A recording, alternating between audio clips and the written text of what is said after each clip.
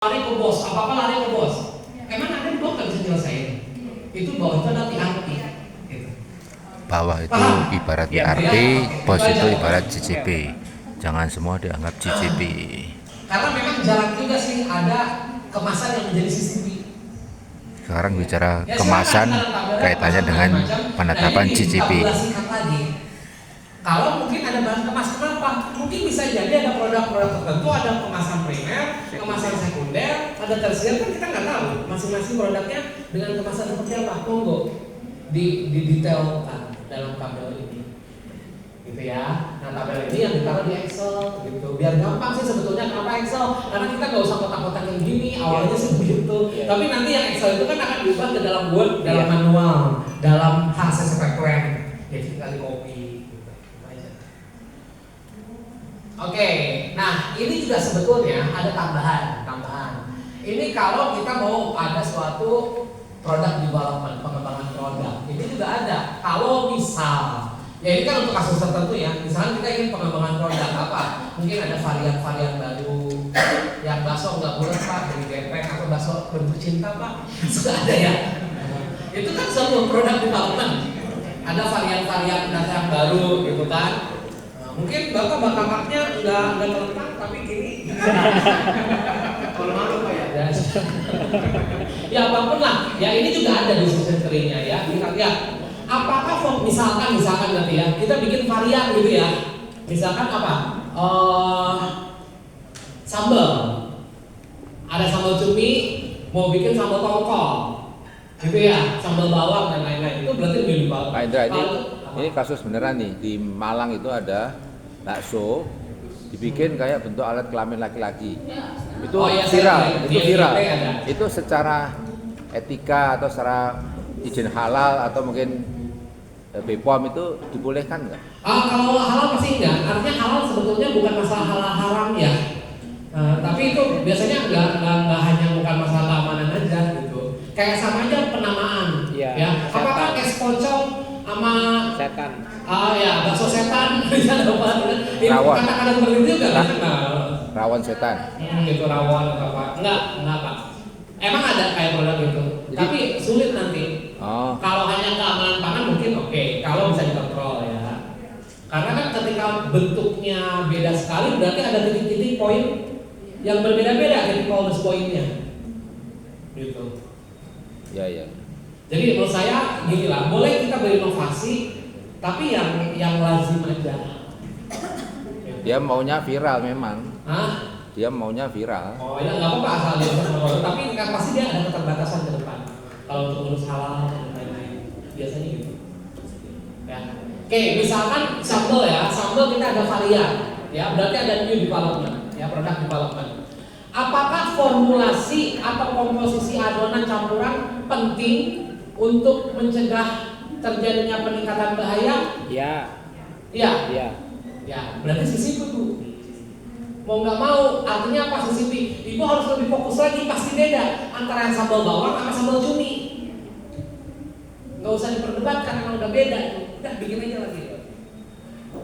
Kecuali loh, mungkin ada keripik ya yang ditaburin rasa keju sama balado, kan itu cuma beda perisa. Iya. Nah, ya itu ada pentingnya mencegah peningkatan? Nggak ada pentingnya, itu bukan CCP. Kalau kita dasarnya keripik singkong, yang ini mau di dusting dengan cheese, rasa atau bawang keju, yang ini balado atau jagung bakar, itu mah nggak perlu bukan CCP. Tapi kalau variannya udah beda, yang satu sambal bawang, satu ada cuminya, itu CCP. Jadi harus lebih khusus lagi, gitu ya? Itu maksudnya. Ya, nah inilah pada akhirnya kita tentukan ini kalau ini proses ya. Jadi ini adalah contoh tabel penetapan CCP dari decision tree proses. Nah ini yang ada teman-teman. Ya, pada akhirnya teman-teman membuat tabel ini di Excel. Mana yang PRP, mana yang CCP. Ya, ada juga OPRP. Apa bedanya? Kayak kemarin. Ya, misalkan contoh di sini apa? Ada fisik logam penyimpanan kondisi magnet tinggi sehingga monitoring kondisi magnet. Artinya gini, ya. Untuk produk-produk tertentu kan ada ya. Kalau mengandung logam kita ada sensor ya. Nah, Logam kalau sedikit aja jadi bahaya nggak? Tapi bahayanya nggak terlalu besar, itu OPRP namanya. O-nya apa Pak? Operasional. Nah, jadi kalau yang paling katakanlah bisa dicegah di awal, itu lampu hijau namanya PRP. Meningkat rada hati-hati, bahayanya lebih harus dikontrol lagi. Itu namanya lampu kuning, OPRP. Di atasnya lagi yang betul-betul harus dikendalikan dan terkendali ini adalah CCP yang warnanya merah, gitu. Nah biasanya ya kita lihat di sini contohnya menyaring adonan, ada tahapan proses menyaring, ya. Apakah misalkan dari biologisnya ini menyaring itu merupakan CCP? Ternyata enggak, karena ke depan juga kalau biologis mah dipanasin mati itu dia, gitu. Tapi akan menjadi beda. Kalau misalkan menyaringnya itu adalah dari plastik tali rapia rambut, karena rambut itu tidak akan hilang dengan proses pemanasan. Paku itu yang ada, kutu itu nggak akan hilang dengan proses pemanasan, mungkin mati. Tapi bendanya, kakinya tetap ada, maka itu menjadi CCP. Maka penyaringan ini masuk CCP dalam hal untuk mencegah bahaya fisik yang terjadi. Ya, kalau sekarang misalkan dengan tanpa penyaringan kita menggunakan segitiga biru gitu ya. Ya kalau sudah yakin dengan spek di awal mungkin itu bukan CCP.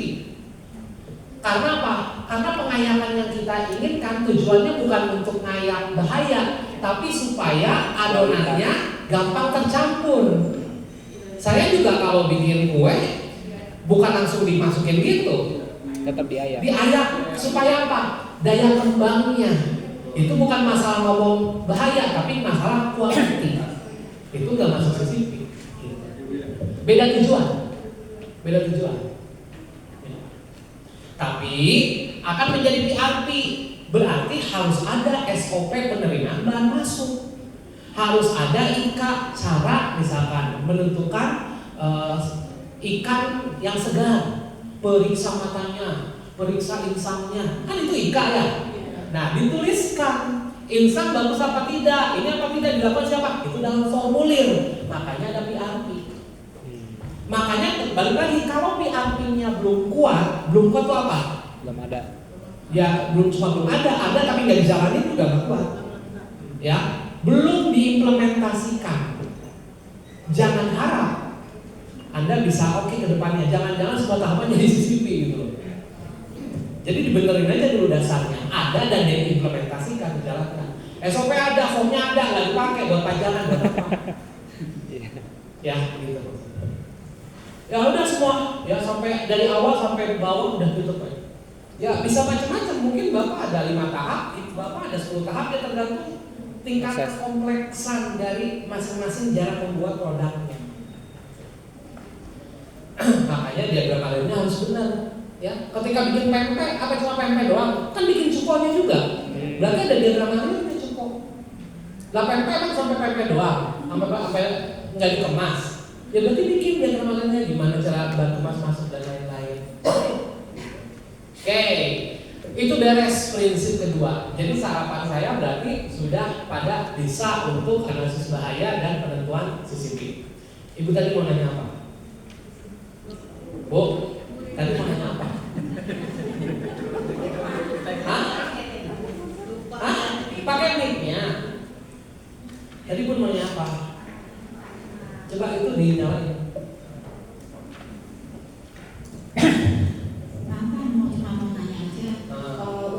Proses produksi sambal pecel itu kan di awalnya saya kan dengan digoreng ya Pak ya.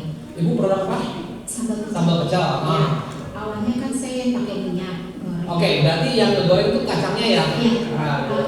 Tapi sekarang saya ganti alih itu maksudnya dengan sistem disangrai, dikeringkan. Ya, berarti ibu harus modif. Ya, balik lagi kayak saya kan harus balik lagi. Iya. Terus yang menjadi pertanyaan saya, waktu pengeringan itu Pak, untuk semua bahan baku itu saya jadikan satu. Maksudnya supaya untuk suhunya juga beda gitu loh. Tingkat pengeringannya juga beda. Kalau kayak kacang kanan itu kan dia 8 jam. Kalau untuk yang cabai itu itu mungkin 3 jam.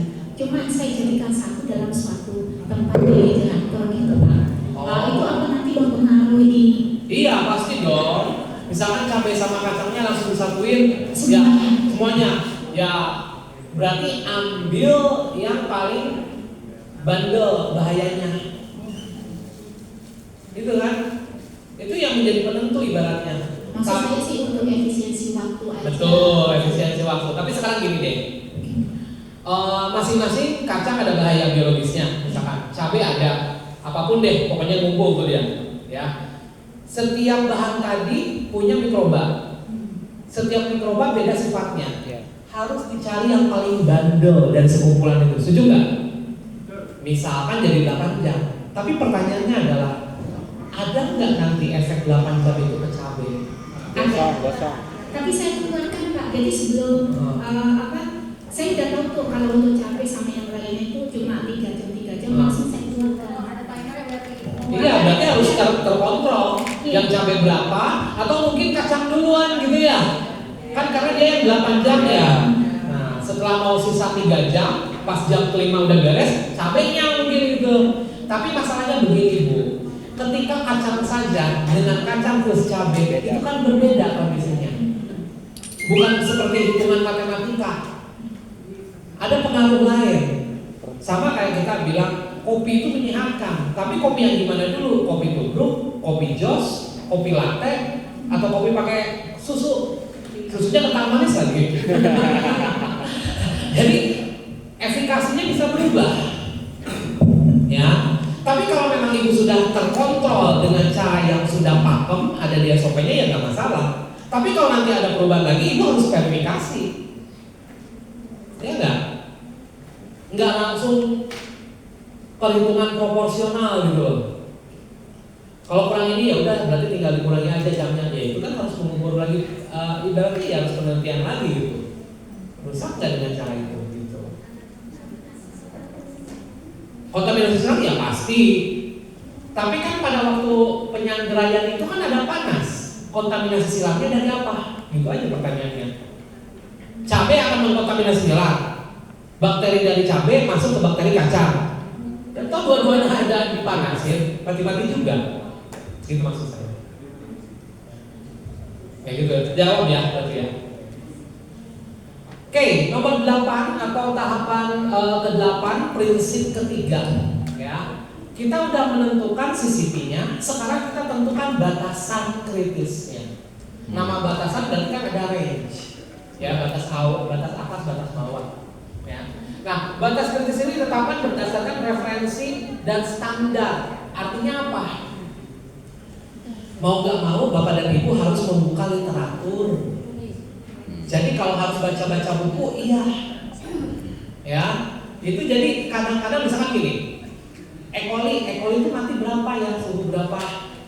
Kan mau gak mau kita browsing, baca buku, gitu ya. Mau gak mau ya kita harus literasi. Makanya ini yang disebut dengan berdasarkan referensi.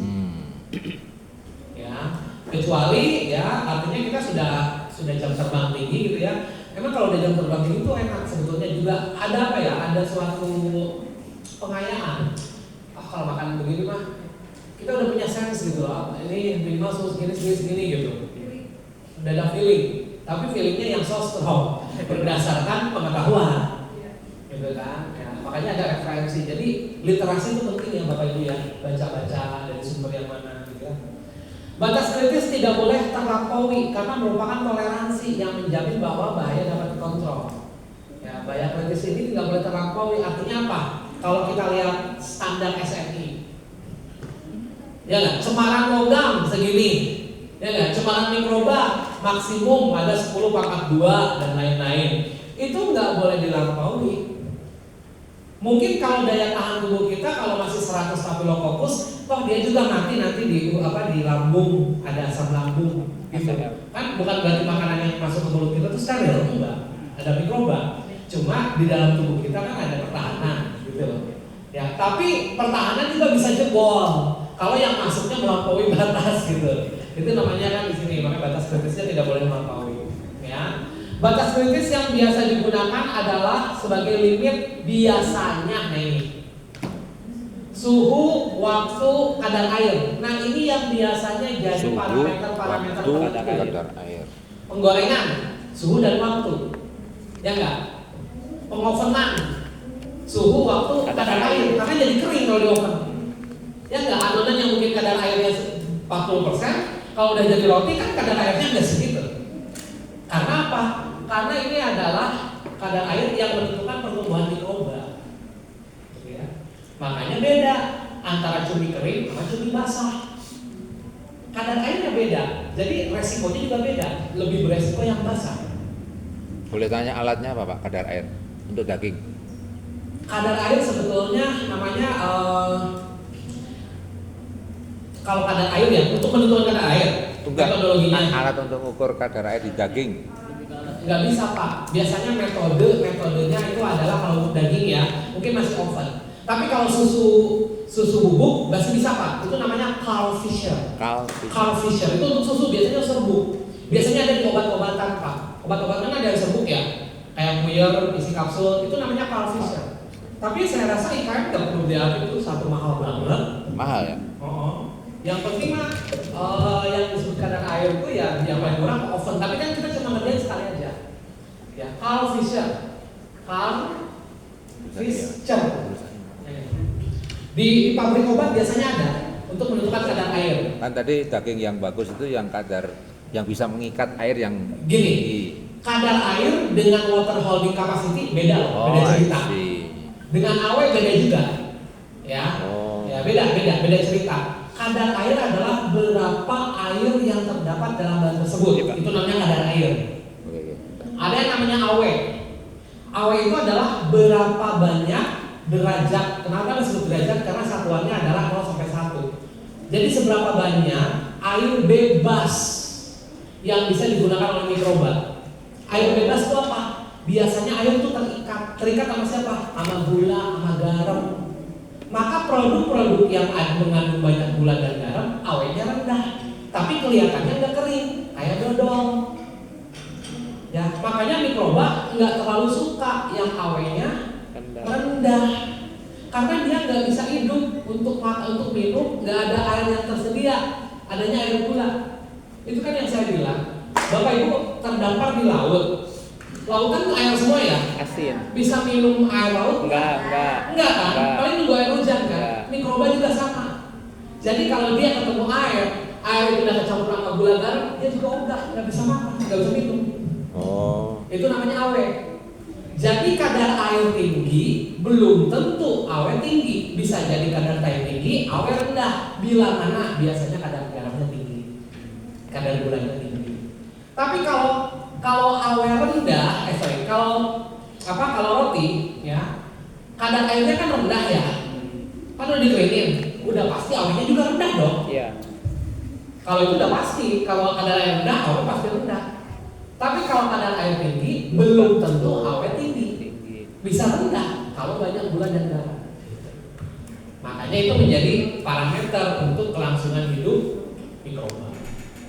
Ya. Nah, suhunya berapa? Ada rentang, nah itu batasan kritis. Ya, Bapak tadi harus berapa? Waktunya minimal, misalkan berapa menit, ya itu harus. Tapi ada batasannya, nggak boleh melampaui juga. Toh kalau terlalu matang-matang juga satu kita boros berarti gas.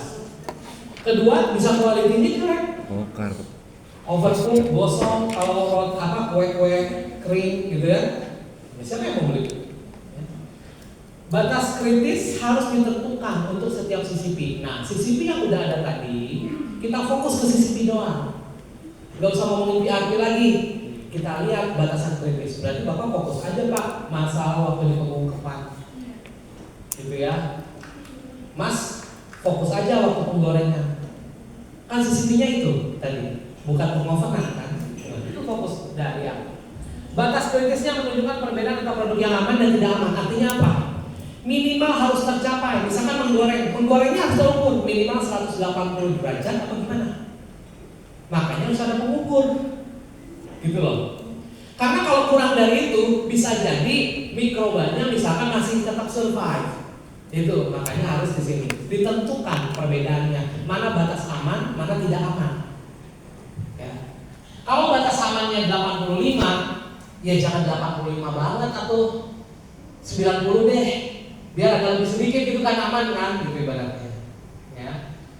Kemudian batas kritis harus mudah diidentifikasi dan dijaga oleh operator. Apa yang memudahkan?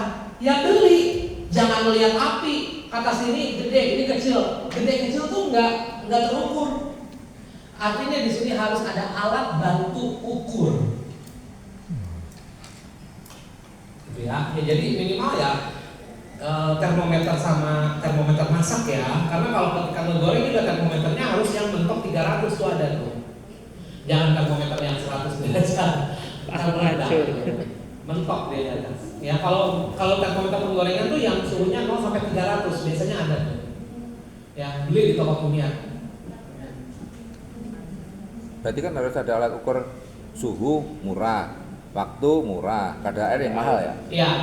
Nah biasanya akhirnya kita pakai pengalaman. Ya ibaratnya misalkan gini, kalau kadar air minimal gini deh.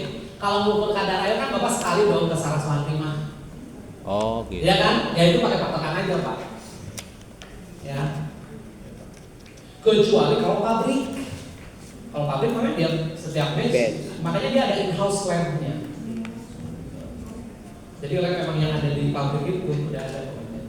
Ya. Oke, kita lihat penetapan batasan kritis ini dilakukan mulai beberapa sumber. Nah ini hasil riset, penelitian, ada standar, atau capek-capek udah dibuka aja SNI-nya balik lagi ya. Kan ada katanya. Ya misalkan harus berapa, makanya SNI-nya dibaca. Atau kodeks, ini bukan kodek ya, kodeks gitu ya. Kodeks itu ya berarti ya yang paling tinggi sedunia gitu ya. Atau menurut ISO dan lain-lain. Atau dari sumber literatur. Ya, baca buku, ya, bikin sambal, menggorengnya tuh berapa dan lain-lainnya, ya. Termasuk ada ini juga ya, apa sambal itu jangan sampai tidak kering, ya. Maksudnya begini, yang bikin sambal, orang sambal, ini menjadi penting nih, ya. Ketika kita menambahkan minyak, itu sambalnya harus kering dulu atau dari awal nambahin minyak goreng. Atau ibu-ibu yang bikin bumbu ya, bikin bumbu kan kita suka masak dulu ya harus ngulek ya. Berarti kan mengandung air ya. Nah itu minyaknya langsung banyak apa seperti apa? Dikeringin dulu.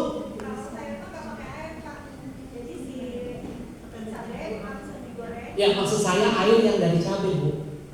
Cabai itu kan mengandung air, kecuali ibu pakai cabai bubuk, maksud saya begitu. Ya, maksud saya cabai segernya itu langsung digoreng sama minyak atau cabainya itu mungkin digoseng sedikit bentar gitu. Langsung, oke. Kecuali kalau ada yang ngeblender, kan suka ada yang ngeblender nih, pakai air biar gampang katanya gitu ya. Kan dimasukin ya. Itu jangan minyak dulu, biarin dia kering. Karena kalau pakai langsung minyaknya berair. Minyak sama air yang di atas siapa? Air. Minyak di atas loh. Minyak sama air yang atas siapa? Minyak. Yang bawah? Air. Maka biasanya suhu berapapun si air itu susah menguap, karena tertutup lapisan minyak Di atasnya. Yang mana? Masing-masing beda. Yang air menguap 100 derajat Celcius, kalau minyak itu titik nyalanya aja bisa di 200-an atau lebih tinggi ya minyak. Jadi ketika ada minyak di atas, biasanya kalau misalkan lautan ada kontaminasi kebocoran minyak, gitu ya. Itu biota yang di bawahnya mati. Karena apa? Sinar UV juga terhalang. Minyak di atas, oksigen juga susah masuk. Makanya itu menjadi pencemaran yang serius kalau ada oil spill on the ocean. Sama ketika bikin cabai, maka biasanya itu cabainya nggak akan tahan lama. Oh, karena ada air ya. Ngegembung dan lain-lain. Itu salah satu masalahnya. Artinya apa? Masih ada air yang bisa dimanfaatkan oleh mikroba untuk sel. Oke. gitu maksudnya. Gitu ya. Ya. Ya. Air itu H2O kan. Cara bagaimana Mengandung menentukan oksigen. saran dari pakar? Boleh nanya-nanya. Jadi nanya pakarnya siapa? Ya berarti yang sudah berpengalaman. Ya. Mungkin ibu ketemu Bu Rudi, nanya ngobrol sama Bu Rudi. Gitu ya. Boleh saran dari pakar. Atau modeling matematika mikrobiologi pangan. Biasanya ini orang yang ikutan prinsip teknik pangan. Jadi bikin kurva secara persamaan khusus. Kalau ngegoreng segini berapa kecukupan panas, wah itu fisikanya dikeluarin kalau bilang. Ada persamaan gas linear, ya kurva kalibrasi dan apa-apa. Nah itu bisa saja model kayak gitu. Itu yang diterapkan di pabrik. Kalau akan mau nge-report, misalkan mensterilisasi, ini suhunya harus berapa, tekanannya berapa, dan waktunya berapa menit. Maka akan penting di sana ada orang teknik dan juga mengerti prinsip teknik pangan. Orang STM pangannya lah gitu. Ya. Makanya dulu ya orang TPG harus kuat, integralnya gitu ya, kalkulusnya kepake sih buat itu doang. Yang lain mah hoki. Suka ada ya nanya, buat apa sih kita belajar kalkulus di Teknologi pangan. food teknologi pangan? Ternyata ada manfaatnya. Ya, kita ngomong kecepatan reaksi juga dalam rangka menentukan rumus simpan pakai kecepatan, pakai rumus matematika, gitu ya. Jadi kalau nggak ditunjang kayak gitu juga, ya, walaupun jarang, tapi kalau orang yang udah teknologi pangan jadi bapak itu mungkin akan jadi lebih, karena dipakai model itu. Kalau jurnal masuk yang mana tadi? Apa? Kalau jurnal ilmiah itu masuk Jurnal? Data Jurnal bisa hasil riset dong. Jurnal kan dari penelitian. Ya, tapi jurnal kan juga ada skopnya ya. Ada jurnal Sinta 1, 2 atau misalkan yang masuk Scopus kan ada standar-standarnya. Ya, ada Sinta 2 atau ada Ki misalnya. Ki 1, Ki 2, Ki 3, Ki 4. Makin Ki 1 diakui secara internasional orang udah puas gitu. Science Direct gitu dan lain-lain, maksudnya Ki 1. Tapi hasil penelitian ya artinya bisa jurnal itu masuk hasil penelitian kan. Dari jurnal boleh nomor 1. Data dari literatur mungkin dari handbook gitu. Ya, atau mungkin dari googling juga, tapi tentunya kan antara buku dengan googling kadar keterpercayaannya beda, apalagi googlingnya dapatnya opini. Pendapat pribadi. Ini BPOM nggak ngeluarin nih batas titik kritis nih. Oh ngeluarin, tapi BPOM kan pasti dia mengadop Pak dari yang sudah ada. Kan ketika kita bikin standar juga kita nggak semuanya kita bikin. Kalau udah ada yang secara umum kita boleh kok mengadop. Itu ada PKB POM tuh. PKB POM kan sebenarnya di mana? Batas Semarang tadi. Batas Semarang PKB POM ngeluarin. Itu dari SNI. Dari Ambil. BPOM dia literasi. BPOM Bapak baca aja, kita nggak tahu juga, harus kita cek referensinya apa. Oke. Gitu. Jadi artinya referensi yang kita gunakan juga bisa membuat untuk PK gitu. Sama kami juga bikin batasan SNI cemaran residu pestisida dalam sayur buah. Itu kemarin ada ngacu yang ke kodeks. Tapi ketika menjadi SNI, tentunya apa yang kita referensi dilihat cocok nggak di Indonesia. Kalau ngomongin masalah batas cemaran mikroba, residu pestisida, berarti pertanyaannya adalah kalau misalkan batasnya adalah 5 ppm di bawah, misal, kita udah sanggup nggak lab-lab kita punya alat yang bisa dengan ketelitian sampai segitu? Itu loh pertanyaannya. Iya. Jangan jadi bumerang ya. Iya. Kita aja nggak bisa ngukurnya, kita sok-sokan nentuin batasnya yang ketat banget. Gitu kan? Kadang ada ya regulasi yang seakan-akan lebih ketat lebih baik gitu ya. Mampu nggak sampai ke situ? Achievable nggak gitu? Oke, masuk ke dalam penetapan batas kritis. Nah, ini berdasarkan apa? Ini berdasarkan literatur Pak. Batas kritis ini. Jadi kalau ada yang tanya, ini berdasarkan literatur, baca buku, e-book atau jurnal penelitian. Biasanya kalau bakteri patogen itu contohnya apa? Yang menyebabkan sakit? Salmonella typhi. Jangan salmonella aja ya, typhi, Vibrio cholera. ya, kolera, Vibrio cholera, E. coli. Biasanya CCP-nya di sini pada saat penyimpanan. Artinya apa? Kalau kita nyetok ya itu perlu disimpan juga. Kalau memang dia harus di kulkas, di kulkas. Kalau dia harus di freezer, di freezer. Ada batas kritis menurut buku 0 sampai 4. Karena ini CCP berarti harus dikendalikan. Berarti ketika Anda Anda beli kulkas, pakai kulkas, harus ada pengukur suhunya kan? Itu beli. Gitu nggak? Ada punya kulkas, suhunya berapa? Yang level di dalam kulkas itu ada levelnya doang. Ya oke, kalau ada levelnya. Tapi kalau kulkas enggak, ada nggak alatnya? Ada, beli. Nah, pertanyaannya, alat ukur tersebut yakin dia menunjukkan angka sebenarnya? Gimana caranya?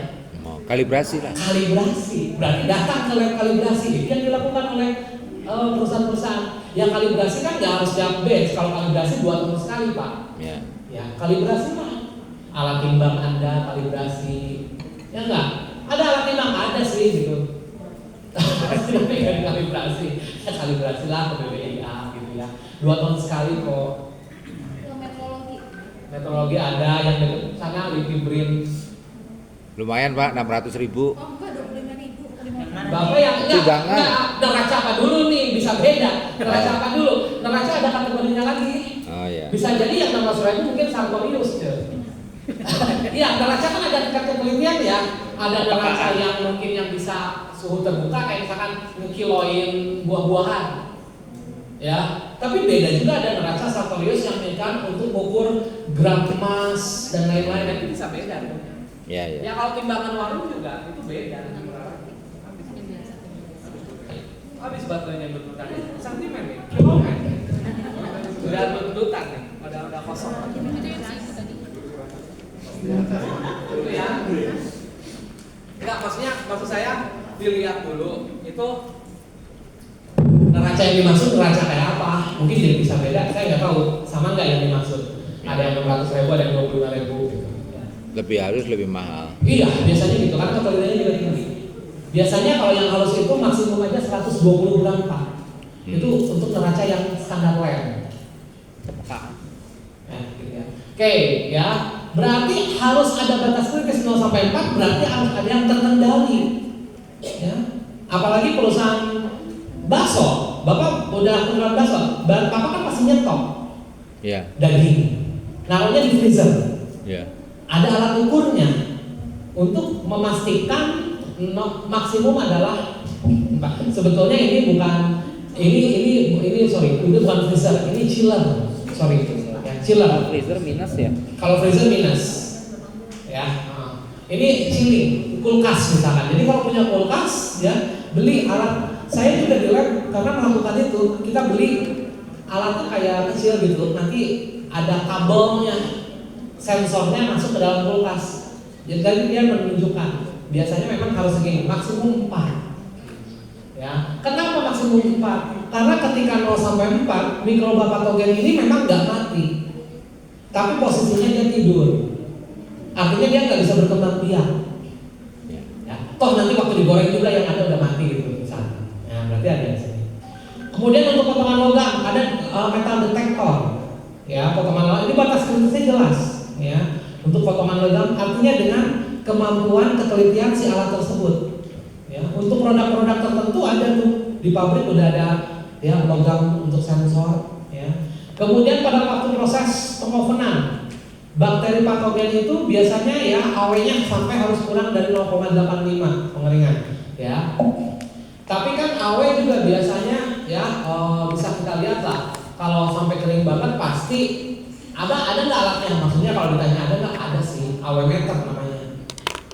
Tapi kayaknya IKM nggak akan beli AW meter deh, ya. Investasi di situ mahal banget dan itu nggak sembarangan orang operasinya, gitu ya. Jadi artinya cukup biasanya dengan sampai kering itu udah pasti. Kan di sini juga batasannya yang penting kurang dari 0,85. Ya, itu roti apa ya? Mungkin kayak bagelen atau apa gitu ya, kayak roti Perancis gitu ya. Itu kisarannya itu adalah 0,6 itu kalau awet. Rata-rata ya, kondisi kayak gitu keringnya, itu rata-rata mungkin 0,6. 0,6 kan udah di bawah 0,85. Ya, nggak apa-apa. Kelebihan bahaya, kelebihan nitrat, ya. Oke, udah sodium nitratnya kurang, tapi kalau nitratnya di awal sebetulnya mungkin menurut saya bukan sensitif, ya nimbangnya aja. PRP harusnya ya. Nah, histamin juga ada. Ini kalau produk-produk tertentu ya yang mengandung halogen. Jadi kalau perusahaan-perusahaan besar dia punya lab tersendiri. Udang datang diperiksa kadar histaminnya, gitu ya. Ini contoh batas operasi pengasaman. Ini batas kritis nih, pH 4,6. Karena di bawah 4,6 mikroba ogah untuk hidup. Tapi kalau di atas 4,6 mudah. Ya, pengeringan ini batasan. Ini semua dari mana? Dari hasil studi literasi. Bedanya batas kritis sama batas operasi apa, Pak? Oke, batas kritis artinya secara teori. Ya, teori. Batas operasi yang kita lakukan. Kalau batas kritisnya maksimum 4,6, ya pengoperasiannya jangan 4,6 banget lah. Nanti goyang sedikit dia melebihi, ya enggak? Kalau di jalan tol maksimum ada 120 km, ya Anda jangan 120, 110 lah. Takutnya digeser sedikit kena tilang, gitu loh. Jadi toleransinya yang masih oke lah Mas, jangan terlalu mepet banget, itu batas operasi namanya. Ya, berarti ya bikin malah gini. Kalau secara sensori pH 4 masih bisa, pH 4 aja. Iya. Karena apa? Karena itu selama disimpan sari buah, itu pH-nya pasti naik selama bulan 1, bulan 2, bulan 3 sebelum diminum. Percaya deh. Makanya suka ditambahkan natrium sitrat dan asam sitrat sebagai buffer. Yang dulu belajar kimia, ada namanya larutan penyangga, buffer. Buffer itu sifatnya mempertahankan pH. Ya enggak?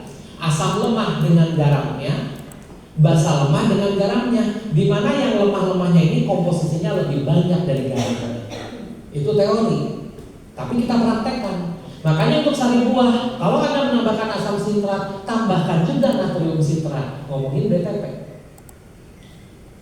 Tapi kan harus tahu literasinya.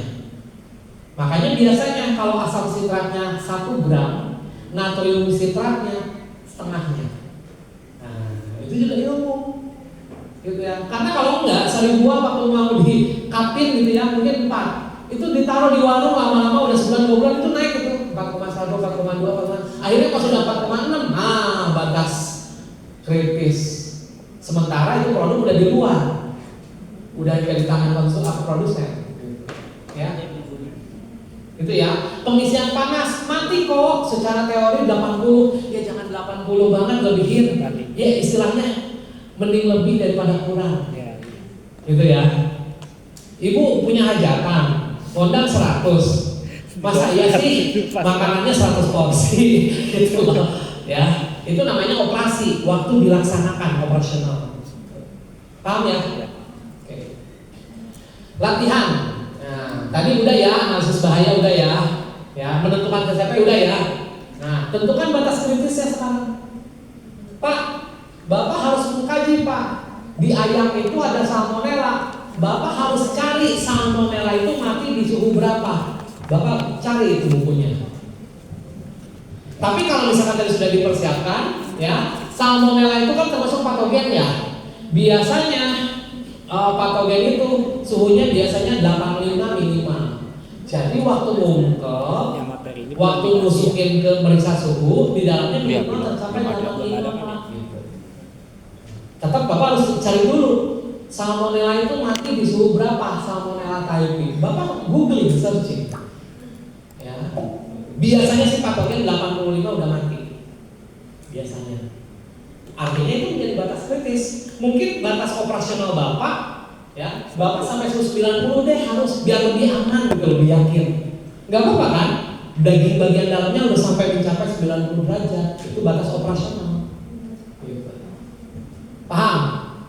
Ya silakan dicari batasan kritisnya. Mas, ngegoreng secara literatur menggoreng itu suhunya berapa? Mulai 160 sampai berapa?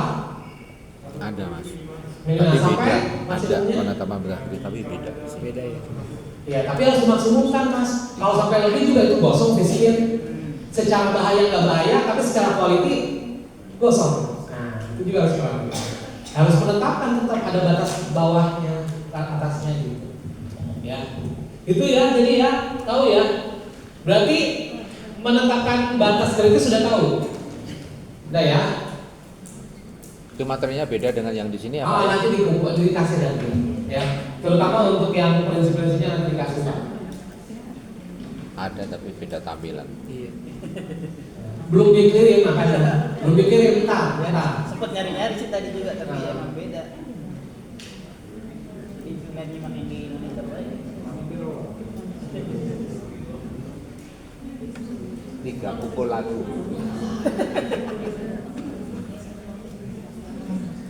Nah, ini kan itu tahap yang tadi kan, prinsip ketiga. Tadi itu yang beda tentang penetapan CCP aja. Nanti kita akan kirimkan untuk yang prinsip kedua aja Pak, yang kita kirimin. Ya, materi. Kenapa? Oh. Prinsip. Ya, yang prinsip kedua aja Pak. Tapi yang prinsip ketiga juga sama, menetapkan batas kritis. Ya, nih yang tadi ya, menunjukkan aman, tidak aman dan lain-lainnya. Saya nggak akan bahas lagi, tadi sudah barusan. Ya, batas kritis itu seperti ini. Batas kimia, misalkan kadar tadi ya pH, kemudian AW tadi ya. Nggak ada tabelnya yang ini. Apa? Nggak ada tabel. Tabel apa? Yang tadi dijelasin contoh salmonella. Nanti kita kasih semuanya. Nah, nggak ada, ini emang beda. Ini buat cepet aja, gampang. Tapi yang dikasih mah ada, tenang aja. Ya. Nggak, maksudnya nyatet apa enggak itu loh kita maunya. Oh, ya catat aja dulu, nanti dikasih kok, nanti dikasih. Ya, materinya. Oh, bisa ada lagi ya. Aku lupa lagi. Serba salah ya. mau sopan ini gitu ya. Besok aja sih daripada dia mah gitu. Ada loh peserta, habis bapak gitu saya takut salah ngomong udah saya diam aja. Oh ya maaf ya jangan marah dong, jangan marah. Ya, oke. Penetapan batas kritis ya tadi kan ada batas kimia, fisik sama. Batas-batas kritis ini harus ada untuk setiap jenis bahaya. Jadi kalau ada bahayanya fisika, kimia, biologi ya batas kritisnya juga sesuaikan fisika, kimia, mikrobiologi. Ya. Nah, biasanya di sini maksudnya tidak digunakan ini batas mikrobiologis itu biasanya kalau memang misalkan ini ya sudah menggunakan yang pasti tepat gitu ya, dalam arti kalau memang sudah harus minimal 100, 185, 185 gitu ya. Yang penting di sini katanya patogennya itu tidak ada, mati gitu aja. Biasanya kalau bakteri patogen itu suhu 85 mati kok. 85 itu perebusan kah atau pemanggangan kah? Tapi ini adalah sampai the coldest point ya. Sama kayak tadi. Yang dimaksud 85 itu kalau lagi ngerebus bakso bukan airnya, Daging baksonya. tapi bakso yang di tengahnya, titik tengahnya itu maksudnya itu loh. Jadi jangan salah. Mungkin airnya udah 100 loh. Tapi bagian bakso di dalamnya mungkin 60-an, mungkin. Berarti waktu yang harus ditambah supaya panasnya ini penetrasi sampai titik tengah. Nah ini tadi sumber informasi kan tadi sudah ya dari literatur, sama aja sih ada saran pakar, sama ya kayak tadi ya. Bagaimana sih menentukan batas kritis ya dengan studi literasi gitu ya, informasi dari mana aja, tapi yang mungkin terpercaya lah ya. Apa? Kalau kita proses CCTV itu di BI apa pengembangannya? Kalau tadi kita memang suhu. Nah kalau kayak tadi ayam koi itu kan dimasukin ke dadanya di sini. Nah kalau itu kan open Pak. Saya sih suhunya kan yang Oh ya open aja udah. Iya. Yang dimaksud dengan suhu bukan termostatnya ya. Di alat oven kan ada ya 180 berapa, bukan itu ya. Tapi adalah suhu di dalamnya. Jadi perlu beli alat lagi. Paham ya? Kan di oven ada ya 110, 120, tinggal diputar jalurnya gitu ya. Bukan itu pengukurnya. Harus beli lagi. Jadi yang mengukur itu adalah kondisi ruangan di dalam kotak ovennya. Biasanya kalau mengukur kita istilahnya pakai termokapel. Orang-orang fisika pasti punya alat termokapel. ya kalau kayak lagi masak apa gitu ya Pak. Nah, biasanya kalau kayak gitu termokapel kalibrasi itulah yang waktu dilakukan kalibrasi oven. Itu dengan termokapel, nah cuma 2 tahun sekali aja kalau kalibrasi gitu. Tapi untuk mengukur suhunya yang harian ada lagi alatnya. Diintegrasikan. Kita juga di lab sama seperti itu. Ya. Minimal gini, kalau oven kan ada penunjuknya ya.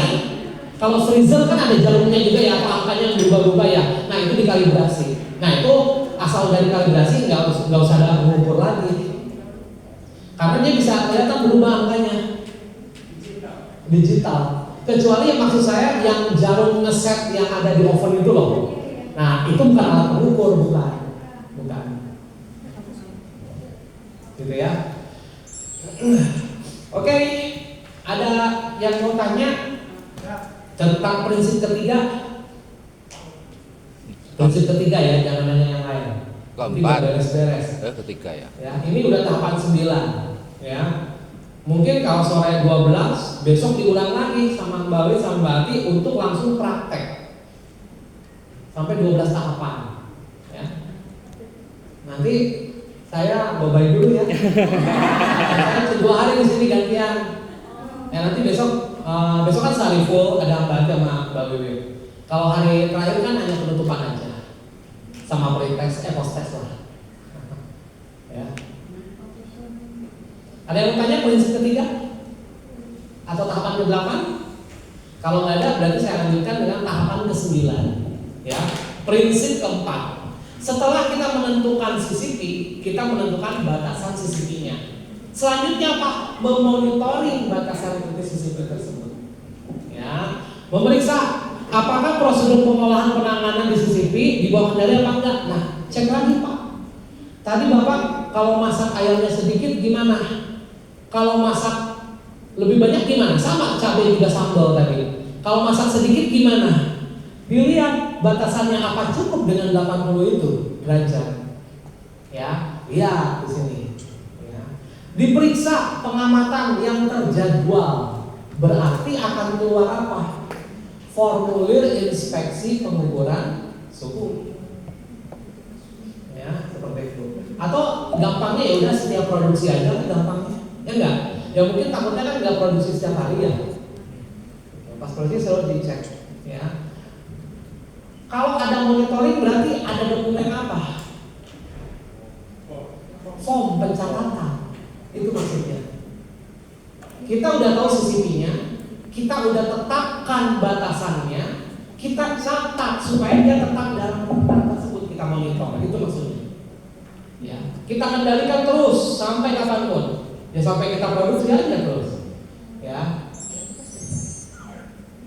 Cara monitoringnya bisa pengamatan secara sensori atau visual.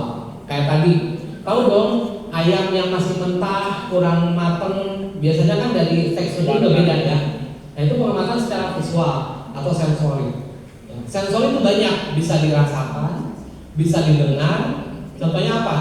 Rengginang, ya. Rengginang kan kerenyahan itu dengan digigit, itu juga sensori.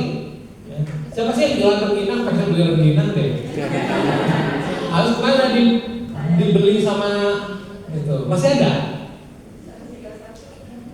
Oh. Ambil aja Pak. Perlu contoh buat apa sih? Udah dibahas berarti boleh ya? Saya beli Bu, beli. Saya nggak mau. Saya pengen beli. Pernah terjadi loh. Ini boleh cerita ya? Nggak usah Pak. Ini pernah boleh cerita boleh. Saya mau ungkapin unek-unek boleh ya? Tapi bukan di sini. Gitu ya. Itu tuh tangannya minta segala, ada contoh di bawah, contoh bilang aja lu mau sampel gratis. Saya langsung bilang astagfirullah. Saya salah aja masih bisa ngotot ya, apalagi bener. Gitu ya. Gak ada ya saya bisa gratisan, saya bilang. Ya. Ada ya. Akhirnya apa? Gitu ya. Pak, saya mau tanya dong, tanya gratis. Gue banget. Tapi tolong ya, jangan maksud saya gitu ya. Jangan ada pikiran di teman-teman Ini disuruh bawa produk, oh kita minta gratisan enggak ya? Enggak lah ya. Nah, artinya seperti tadi sebetulnya kita tuh ketika membawa produk, jadi paham, oh kemasannya kayak gimana sih? Oh isinya apa? Komposisinya, labelnya kan jadi keperiksa gitu loh. Ibu bawa anak ke dokter anak, apa itu anaknya langsung diadopsi sama dokter? Ibu bawa pulang lagi kan? Ya, kecuali ada yang memaksa apa ini buat bapak bener. Tapi karena kejadian itu saya tuh nggak mau. Karena kejadian itu enggak, saya beli aja gitu. Ya bener, ada kejadian kayak gitu, bukan di Kabupaten Bogor ya. Saya kan ngajar di mana-mana laku kali. Emang saya cuma di sini doang. Sombong amat gitu. Pak Indra. Oke, balik lagi. Pak Indra, 22.000 ya transfer. Ya, oke. Itu pengamatan. Jadi titik memonitoring ini bisa dengan pengamatan, tapi namanya pengamatan kan punya kelemahannya. Ya, seberapa coklat antara ibu ini dengan ibu ini kan beda. Seberapa renyah kan beda. Ya baiknya sih ada parameter yang terukur secara umum. Bukan berarti buatan manusia itu melebihi ciptaan Tuhan. Wah, mata ini lebih bagus gitu. Enggak, biar menyeragamkan aja maksudnya begitu. Ya. Pengukuran kimia fisik tadi, pH, ya, kemudian kadar air, suhu, waktu. Format 4W 1H, apa sih 4W 1H?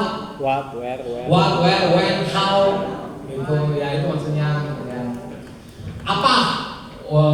Atau gimana? Udah terbentuk coklatnya udah ini belum? Berapa lama gitu ya? Kan udah tahu ya, waktunya 5 menit. Apa yang dilihat? Warnanya, kerenyahannya. Minimal CCP. Kapan monitoring dilakukan? Minimal CCP, ya. Ini artinya setiap produksi lah, ya, monitoring ini. Idealnya minimal di mana terjadi interupsi dalam aliran produksi. Artinya aman juga setiap produksi lah, ya, monitoring ini. Siapa yang melakukan monitoring? Ya, yang melakukan monitoring ini punya akses yang sangat mudah pada CCP. Jadi ketika penggorengan yang menetapkan CCP nggak usah bos. Aku bos mau jalan-jalan, mau nanya terus mah. Kalau nyuruh ke orang, orangnya harus bisa di situ mengukur suhu, oven dan lain-lain. Orang di sini hanya harus sangat mudah, artinya apa? Ya orang produksi. Ya, seperti itu. Punya keterampilan dan pengetahuan. Ya, dan juga sangat terlatih dan berpengalaman. Nah, ini kan jadi semakin lama jam terbangnya juga ya mahal. Ya, makanya chef itu kan bisa juga tergantung dari pengalaman portofolio dia pernah di mana gitu. Ya, itu kira-kira. Oke, bagaimana? Kapan? Ya, bila mana? Kapan monitoring dilakukan?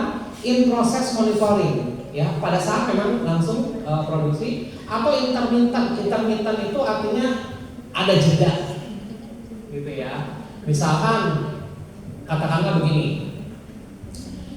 Ini ada obat nih. Kadar airnya diperiksa. Ini nggak bisa dikapsulin dulu sebelum keluar hasil labnya gitu. Kan ada gitu kadang-kadang ya. Kita nunggu nih.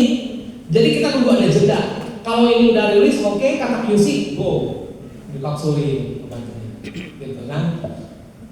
Kira-kira seperti itu. Ya, jadi terkendali lah kayaknya.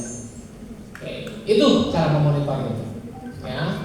Berarti namanya produk ruahan nih. Apa? Produk ruahan bukan? Produk apa? Ruahan. Ruahan itu apa?